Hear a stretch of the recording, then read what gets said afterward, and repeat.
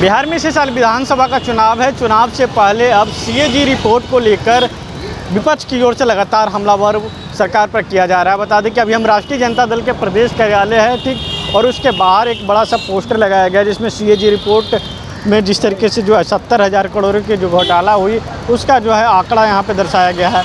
लेकिन यहाँ पे 71,000 करोड़ का आंकड़ा दर्शाया गया है, जिसमें कौन कौन विभाग में जो घोटाला हुआ वो उन विभाग के मंत्री का तस्वीर लगाई गई है। इसके साथ ही साथ उन विभाग का नाम का जिक्र किया गया है कि कौन कौन विभाग में ये जो है 71,000 करोड़ का जो गबन किया गया है। बता दें क्या है, सीएजी रिपोर्ट जो है बहुत बड़ा एक आंकड़ा को दर्शाता है, लेकिन अब उस जो घपला हुई है उसका पूरी तरीके से दर्शाया गया है। अनुसूचित जनजाति कल्याण विभाग में जो इतने करोड़ की घपला हुई है, उसके साथ ही साथ समाज कल्याण विभाग में है और स्वास्थ्य विभाग में है 860.33 करोड़ रुपए का घोटाला हुआ है स्वास्थ्य विभाग में। तो वही जो है अति पिछड़ा कल्याण विभाग में है 911.08 करोड़ रुपए की खर्चा हुई घपला हुई है। तो वहीं सहकारिता विभाग में भी जो है गड़बड़ी की गई है। और बीच में जो है दो बड़े नेताओं की तस्वीर दर्शाया गया है। एक तरफ प्रधानमंत्री नरेंद्र मोदी का है, तो वहीं दूसरी तरफ जो है नीतीश कुमार की तस्वीर लगी हुई है। लिखा हुआ है सीएजी का खुलासा, बिहार का महा घोटाला 71,000 करोड़ रुपया।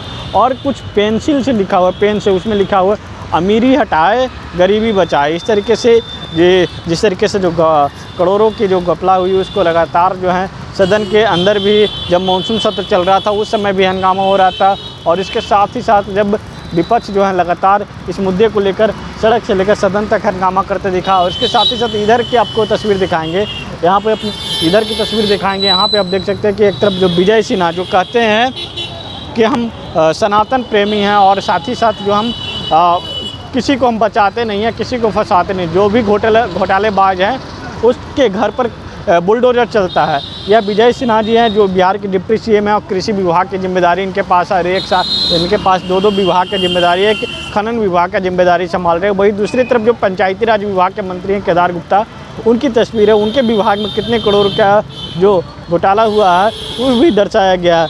जो और इसके बगल में जो है शिक्षा विभाग के जो सुनील कुमार हैं मंत्री, उनकी तस्वीर है। और एक तरफ शहर विकास आवास विभाग के मंत्री जो जीवेश मिश्रा हैं उनकी तस्वीर है। और ग्रामीण विकास मंत्री जो श्रवण कुमार हैं उनकी तस्वीर लगी हुई है।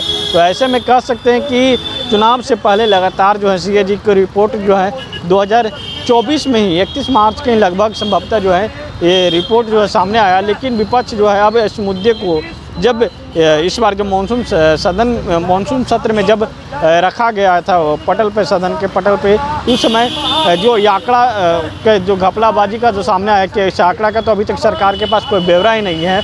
उसके बाद जो है लगातार उजागर हुआ और विपक्ष की ओर अब है इसको लेकर मुद्दा बनाए हुए विपक्ष लगातार हमला भर है और लगातार सरकार पर सवाल खड़ा कर रहा है। लेकिन ये तस्वीर किनके द्वारा लगाई गई है ये किसी का नाम नहीं दिख रहा है। बता दें कि कल भी जब पवन खेड़ा जब कांग्रेस के जो राष्ट्रीय प्रवक्ता हैं वो प्रेस कॉन्फ्रेंस कर रहे थे तो वो भी उन्होंने इसी तस्वीर को लेकर दर्शाया था कि जो किस तरीके से बिहार में एक बड़ा स्कैम हुआ। इससे पहले लगातार विपक्ष की ओर से सृजन घोटाले के मामले के जिक्र किया गया था। वहीं दूसरी तरफ जो है अब जो है अब इस सीएजी रिपोर्ट को लेकर हमला किया जा रहा है कि 10 विभाग में जो है जो घोटालेबाज हुई है उसका कब जो है सरकार रिपोर्ट देगी, यह भी देखने वाली बात होगी। बता दें कि मामला है पटना में ही नहीं बल्कि मानसून सत्र जब चल रहा था बिहार में उस समय भी हंगामा हो रहा था।